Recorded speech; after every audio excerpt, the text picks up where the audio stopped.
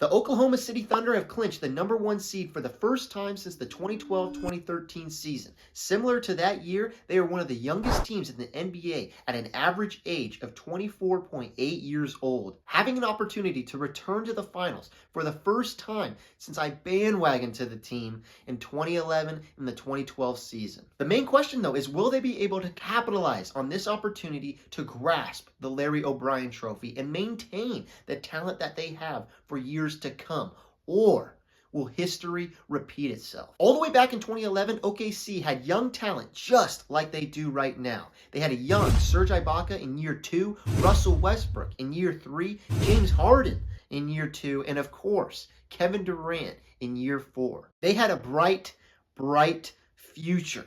However, after that finals loss, we all know where it went. The team with so much young talent slowly started deteriorating. The loss of James Harden was just an appetizer for what was to come in the years ahead. Who can forget 2016 when they blew a 3-1 lead to the defending champs, who on paper looked like they couldn't get any better until Kevin Durant himself joined the team. One of the most controversial and disliked moves of all time. If you're a Warriors fan, you loved it. Other than that, you could be a Chicago Blackhawks fan, a Phillies fan. You don't even have to like sports.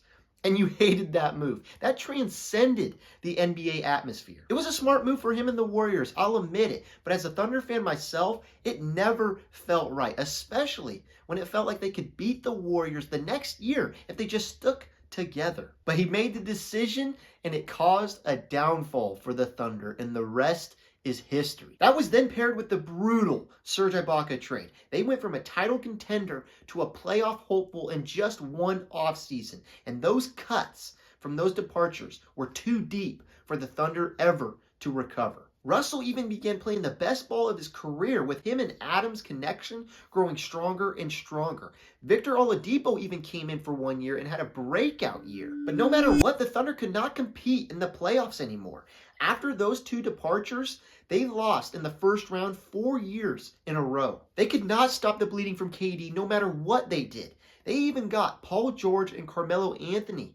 But all that did would lead to even more brutal first-round exits. All these losses eventually led him to bleed out, cutting ties with Russell Westbrook and Steven Adams. These two departures are the ones that ultimately burned out the flame of interest and care I had for the Thunder. The team that I fell in love with as a kid was unrecognizable. I mean, they had Chris Paul as the point guard. What? No offense to Chris Paul. And he led a great year for the Thunder, almost getting them past the first round. But it just never felt right. Chris Paul on the Thunder as the point guard? Every time I watched them, I couldn't help it. I was disappointed because I would reflect on what they had and what the Thunder turned into. That ended up leading me for the past 2 years to be completely disconnected from the Thunder. I'm talking, I never watched a single second of one of their games the past 2 years. I checked their record here and there, but they never made the playoffs, so I never watched. I'll be honest, I'm not the biggest fan of the Thunder by any means, let alone the NBA. I genuinely wait for the playoffs to start watching the NBA. There's just so many games that I can't get really that invested in the regular season. I enjoy the NFL a lot more just because it feels like the regular season games matter more week to week than the NBA, which leads me to be more invested in the Cowboys than the Thunder. But I'm still a fan of the Thunder and never departed them. And honestly, this team has rekindled my interest, even making me watch the most regular season basketball I've watched since 2016. Now, granted, that is through the game highlights. Now, I know that sounds bad. I'm coming back when they are good, but it's the truth, and I have no reason to sit up here and lie. I genuinely just lost interest and did not see the GM's vision, who deserves a hell of a lot of credit for building this team back up from the ashes. He's made a lot of calculated moves that I really didn't fully grasp and understand, and he's used those to build an outstanding young team. My only question is, will he be able to maintain and keep this talent that he has? Seeing Chet Holmgren, Shai, both Jalen's, and many of the other players has been so fun to watch and reminded me of the past. making this opportunity so much more intriguing. There's something poetic about them having an opportunity with a young team to diverge from what happened in the past. No matter what though, this team is completely different from any of the teams from the past, and it is their place in time now.